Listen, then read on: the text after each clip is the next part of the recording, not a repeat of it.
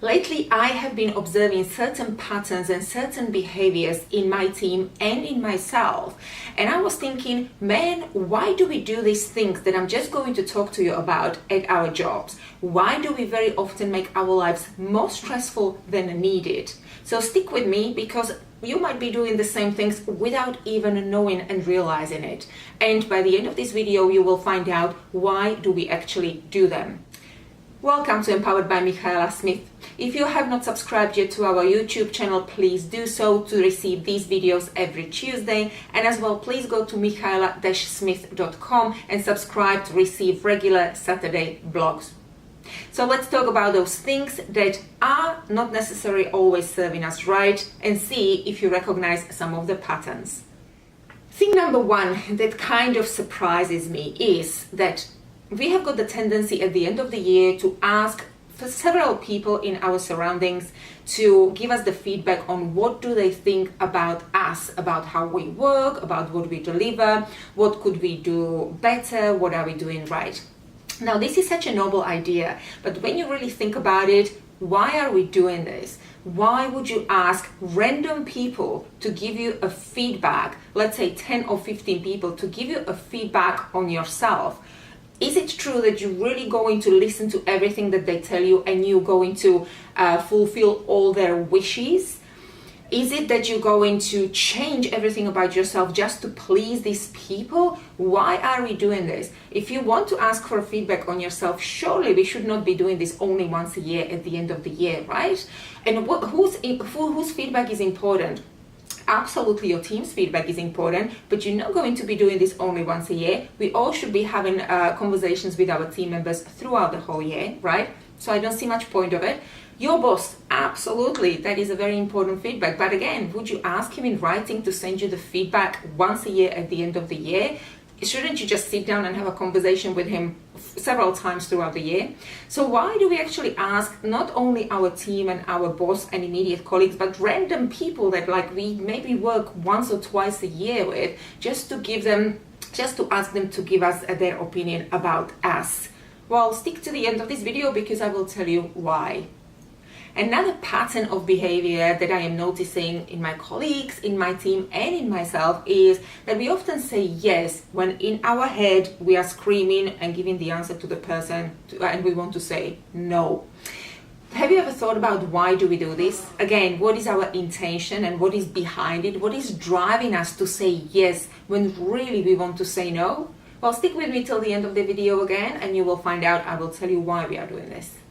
And thing number three that keeps coming up all the time, and I have actually discussed it with my coach because I find myself doing this as well. So absolutely guilty from my side. And it is when you have got a meeting with somebody and they ask you, do you know something or have you done something? It can be a very little tiny thing. You say, yes, I do know, or yes, I have read it, or yes, I have seen it, or yes, I have done it, but you didn't. So it's a little white lie. Just because you want to look like you do know what you're talking about and you do not want to look like you haven't done something you should have done, or somebody have to tell you to do something when you should be doing it automatically because you should know better. So I have been noticing myself especially, and this is my self-reflection at the end of this year, that yes, I very often do say these little things that yes, I have done this, no, I have seen this, I have talked to them, and I haven't. It might be on my agenda and I know I should do it, but I haven't done it yet. So again, my question to myself is, Michaela, why do you do this?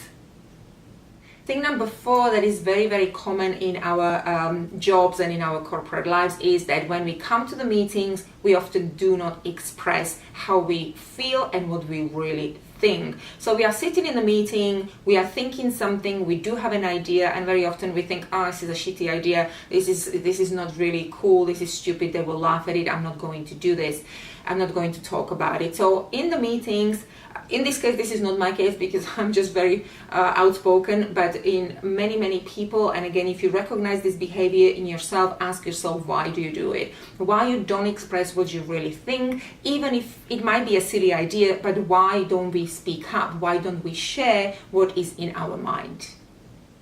And the last point of this short session is, Have you noticed, and I'm sure you did, the same as I am noticing, that very often we try to pretend we are having a great day all the time and we've got it all sorted and under control, even if we feel under the weather, or if we are having problems at home, or simply if we just wake up and our energy is really low and we just do not feel like sitting in the meetings, or we just do not feel like leading the team and being inspirational, because you know what, we are humans as well.